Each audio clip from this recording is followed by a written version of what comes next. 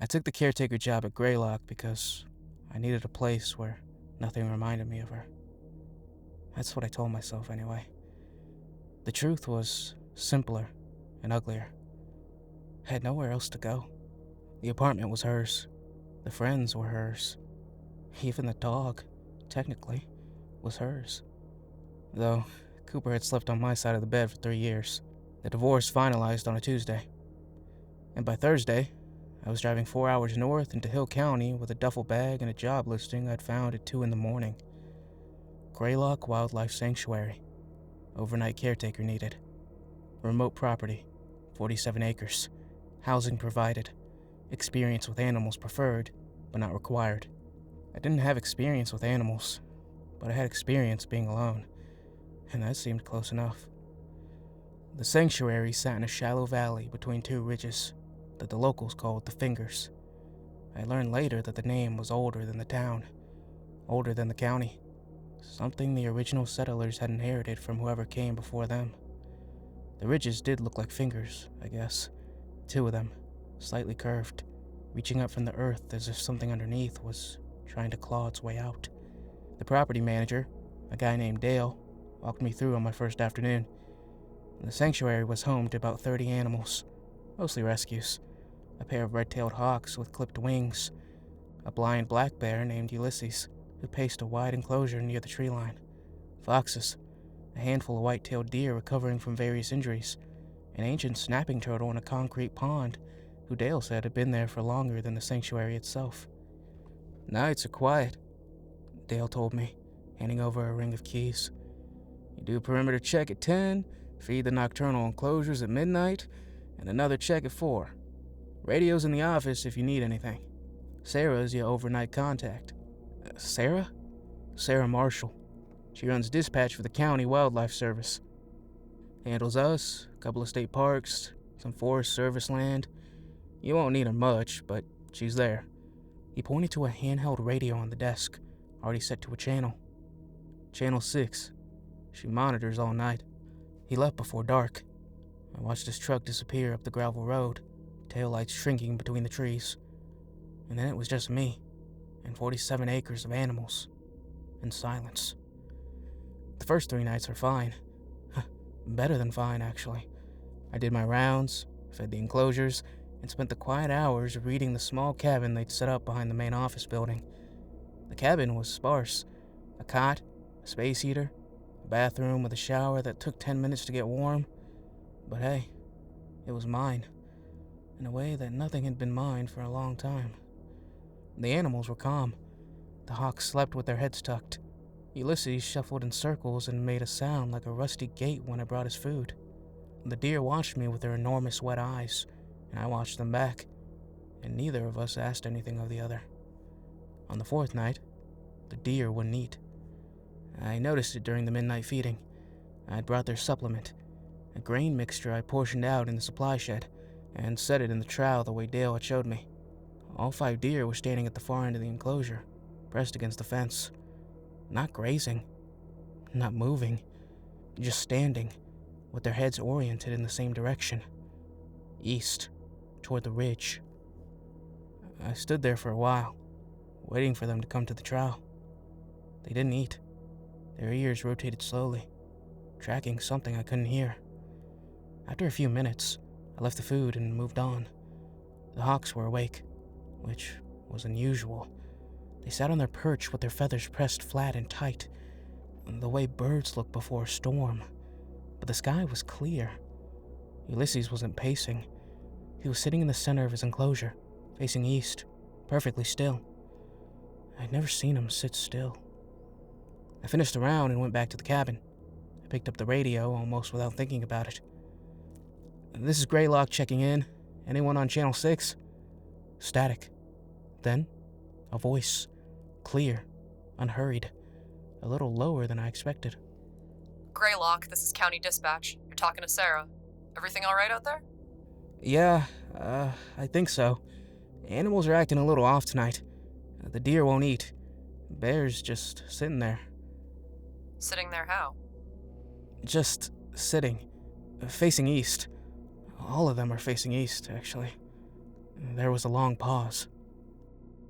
That happens sometimes out there. Pressure changes, underground vibrations. Could be a storm system 200 miles out that they're picking up. If they're not distressed, I wouldn't worry about it. They don't seem distressed, just focused. Oh, then you're fine. But Jay, keep doing your rounds on schedule tonight. Don't skip the 4 a.m. I was in the cabin reading when the sound started. It was low. So low, I felt it before I heard it. A vibration on the floor, in the cot frame, in my teeth. Not mechanical, not like a truck or a generator. It was organic, the way a throat hum is organic. And it seemed to come from everywhere at once, and also from a specific direction. East. The air was cold and completely still. No wind, no insect noise, nothing. That absence was the first thing that really frightened me. In 4 nights, I'd gotten used to the constant background sound of crickets, frogs, the occasional owl. Now there was only that low vibration, pulsing in a rhythm that I couldn't quite map. Not steady, not random. Something in between, like a heartbeat with extra chambers. I walked to the deer enclosure with my flashlight. They hadn't moved. All 5 of them stood at the eastern fence, but now their legs were trembling. Not from cold. It looked like the way a horse trembles before it bolts. Except they weren't bolting. They were locked in place, rigid, their eyes so wide I could see white all the way round. The vibration stopped. Every animal on the property made a sound at exactly the same moment. The deer stamped and huffed. The hawk screamed. Ulysses let out a moan I didn't know bears could make. Deep and sustained, like a foghorn buried underground. Even the snapping turtle, that ancient thing in its concrete pond, began clawing at the walls with a frantic scraping that carried across the whole property. Then, silence. Total, immediate silence. The animals froze. The night went flat and empty. I stood in the dark, breathing hard, and watched as every animal on the property slowly turned from east to face the western ridge. Together, in unison, like they were all watching something move. I radioed Sarah. "Sarah, something's wrong out here." My voice was steadier than I felt. "Something just happened. All the animals reacted at once. They screamed, then stopped. Now they're all facing west." West? They were facing east before? "Yeah, and now they've turned. All of them, at the same time." I hear her exhale slowly. When she spoke again, her voice was careful, the way you talk to someone standing near a ledge. Jay, I need you to go back inside the cabin. Close the door and the windows. Don't go outside again until your 4 a.m. round. "Why? What?" I've worked this area for 9 years. Every few months, the animals at Graylock do this. Face one direction, then turn. Dale knows about it. He should have told you. When they turn, whatever they were tracking is moved. It's crossed from one ridge to the other, which means it crossed through the valley. "Through the sanctuary? Yes. What is it?" I don't know. Nobody does. The county and a biologist come out 3 years ago to study the animal behavior. What? She set up cameras, motion sensors, the whole spread. Know what she found? Nothing on camera. Not a single frame. But the motion sensors tripped in sequence. East fence to west fence, straight across the property. 17 sensors in a line, one after another. Whatever it is, it crosses in a straight path. It doesn't deviate, doesn't stop, and it only crosses on certain nights. What nights? That's the thing. Nobody's found the pattern. We've tracked dates, moon phases, weather, seasons. There's a pattern. The animals know it. They can feel it coming hours before. But we can't figure out what it is. I looked at the cabin door. It was a thin door, plywood and deadbolt. Has it ever hurt anyone? No. As long as they were inside. I went inside. I locked the door. I sat on the cot with the radio in my hand and I listened. For over an hour, there was nothing. The silence was so complete that I could hear my own blood moving. Then, just before 4, the crickets came back. Slowly, tentatively. The way lights come on after a power outage. One at a time. Then all at once. I heard a frog. An owl. The normal sounds of the valley resembling themselves. And I realized I'd been holding my breath. I did my 4 a.m. round. The deer were eating. Ulysses was pacing. The hawks were asleep. Everything was normal. Or performed normalcy so convincingly that it amounted to the same thing. The next morning, I walked the path from the eastern fence to the western fence in a straight line. It took me 11 minutes at normal pace. The grass wasn't disturbed. There were no tracks, no marks, no sign that anything had passed through. But I found something I hadn't noticed before. On both ridges, right at the point where the straight path would intersect the tree line, there were stones. Not natural formations. Placed stones, half buried, covered in lichen and old enough that the soil had grown over the bases. They were about waist high and rough hewn, and they were carved. The carvings were so weathered, I could barely trace them with my fingers. Spirals, long, curving spirals that started at the top and wound down into the earth. I radioed Sarah that afternoon, before her shift technically started. She picked up anyway. "Hey, I found the stones," I said. I know the ones. "What are they?" Old. Really old. The biologist sent photos to an archaeologist at the state university. He said they were consistent with pre-contact indigenous markers, but the spiral pattern didn't match any known tradition in the region. He wanted to excavate. County said no. "Why?" Because the last time someone dug near one of those stones, in 1987, a backhoe operator named Wilkes pulled up a piece of one. Just broke off a chunk by accident during a road expansion. That night, a herd of elk walked into the valley from the eastern ridge. 40, 50 animals. And they didn't stop. They walked in a straight line from the western ridge and kept going. Walked right through fences, through a creek, through someone's yard. Wilkes found 3 of them dead the next morning. They'd walked into the side of a barn and just kept trying to walk. Broke their own legs, their own skulls pressing forward. The county put the stone fragment back, cemented it. The elk never came back. "Sarah, what is this?" I told you, nobody knows. But I think those stones are markers. Boundary markers, maybe, or guides. Like a channel for something that needs to cross this valley on a path, and the stones keep that path narrow. Keep it contained. I think whoever put them there did it a very long time ago, and they knew exactly what they were doing.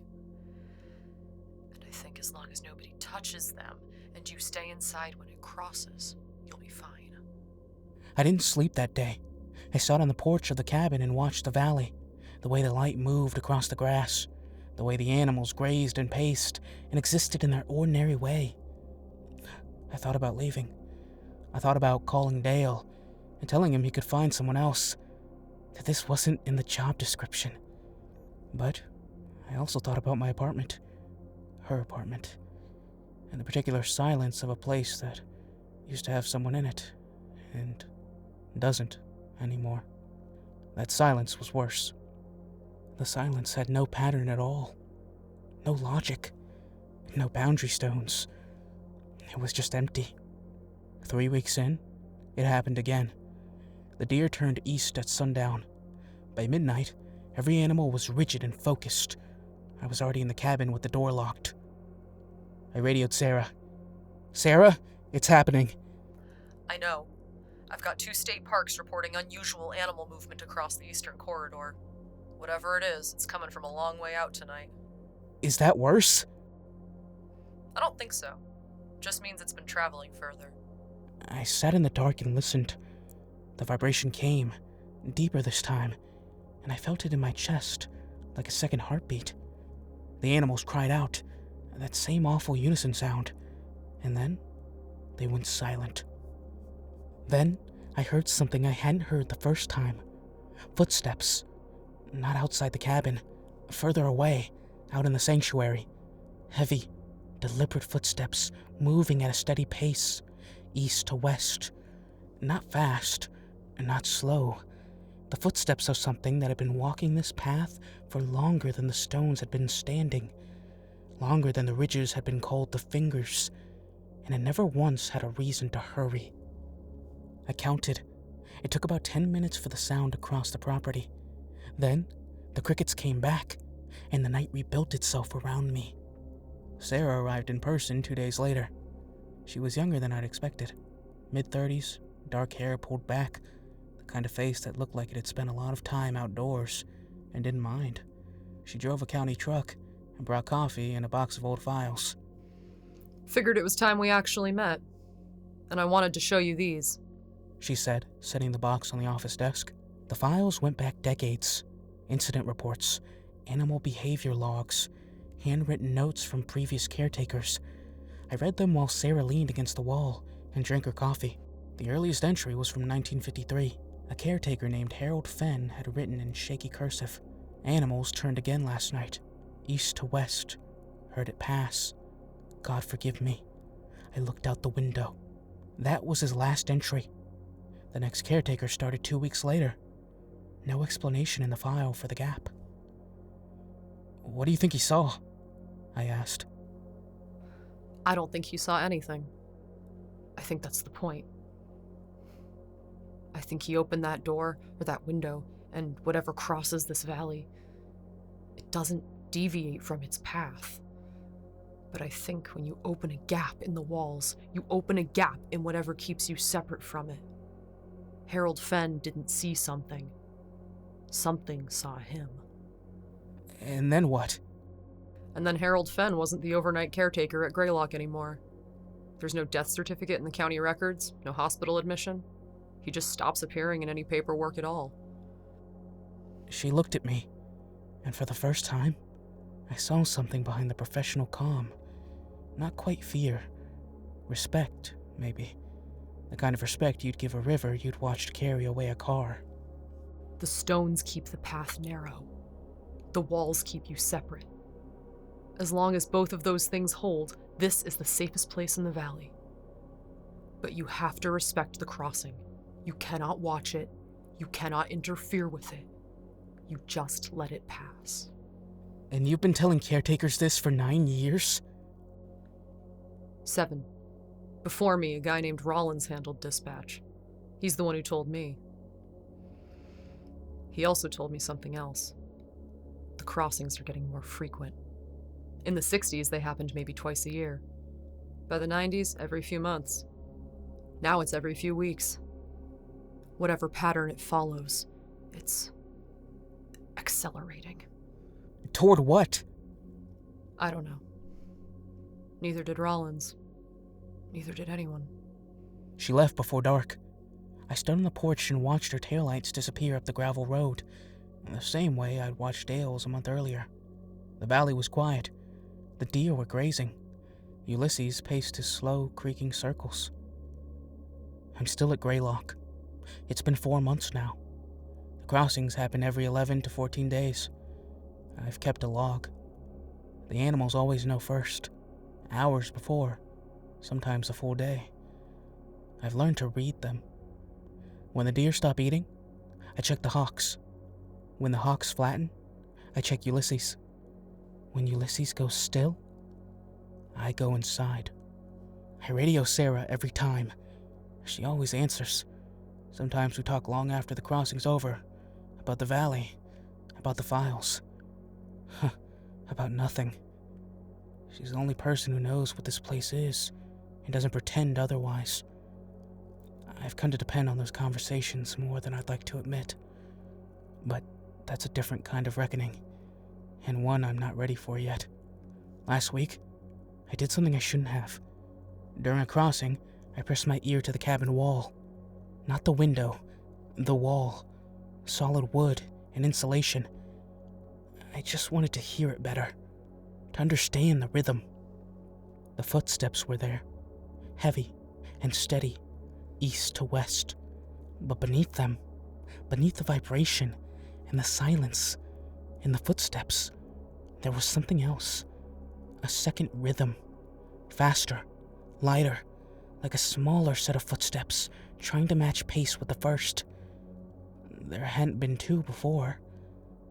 I'm sure of it. I radioed Sarah, told her what I'd heard. She was quiet for a long time. The stones on the East Ridge. Go check them tomorrow morning. I did. The east stone was fine, but 20 yards south of it, half buried in undergrowth I never bothered to push through, there was a second stone, smaller, broken. The top third was missing. The spiral carved into its face interrupted mid-turn, and the break looked fresh, weeks old, maybe less. An animal had probably knocked it, or a falling branch, or just time, doing what time does. A broken channel, a widening path. I called Sarah and told her. She said she'd bring cement. She's coming tomorrow. We'll fix the stone, seal it. I hope that's enough. I hope that whatever walks this valley in the dark stays on its narrow road, and that the road holds. But here's what I keep thinking about. The thing I can't stop turning over in my mind as I sit in this cabin and listen to the valley breathe. Those stones were placed by someone who understood the crossing. Someone who carved spirals into rock and sank them into the earth to keep the path narrow. They did this so carefully, so deliberately, that it held for centuries. And they placed the stone on both ridges, on the entrance and the exit. Which means they knew the crossing goes both ways. Which means something, someday, might decide to turn around. The deer are standing at the eastern fence again. It's only been 6 days. I radioed Sarah.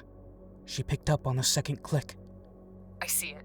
2 state parks just reported East Corridor movement. Bigger than usual. It's only been 6 days. I know. Lock the door. Don't touch the windows. I'll be there in 40 minutes. The vibration came in all at once this time. No slow build. No warning. Full and immediate. Like a frequency I hadn't known I was tuned to. The cot frame buzzed against the door. My back teeth ached. The animals cried out in unison. Then, silence. Then, the footsteps. Heavier than before. I felt them through the floor before I heard them. Each step deliberate. Patient. The footsteps of something that had been making this crossing since before the stones were placed. Before there was a valley here at all. Then, the second set. Not echoing the first anymore. Moving at their own rhythm. Faster. More purposeful. Less like a shadow. And more like something that knew exactly where it was going. I pressed my back against the wall and counted the seconds until the vibration faded and the crickets returned. Sarah's headlights swept the property 20 minutes later. She got out of the truck already holding her notebook. We stood on the porch and I told her everything. She wrote without looking up, 2 pages, in her small, precise handwriting. When I finished, she capped her pen and looked out the valley. The pattern, I said. What if it isn't about when it crosses? What if it's about what it's looking for? She was quiet for a long moment. We fix the stone tomorrow. First light. She didn't answer the question. I noticed that. The deer are still facing east. It's been 4 hours since the crossing ended. Every previous time, they turned back within minutes, grazing, settling, returning to whatever passes for normal out there. That was the rhythm. That was the rule. They haven't moved. I've been sitting on the porch watching them, and I keep thinking about the broken stone, the interrupted spiral, the channel that's been sitting open for weeks, slightly wider than it was ever supposed to be. The first crossing goes east to west. I've always assumed the second set of footsteps was following it. But following doesn't mean the same direction. Sarah's light is still on in the office. I can see her shadow moving behind the window, bent over the old files, looking for something she hasn't found in 9 years. The deer haven't moved. I should go inside. But I'm not ready to go inside yet.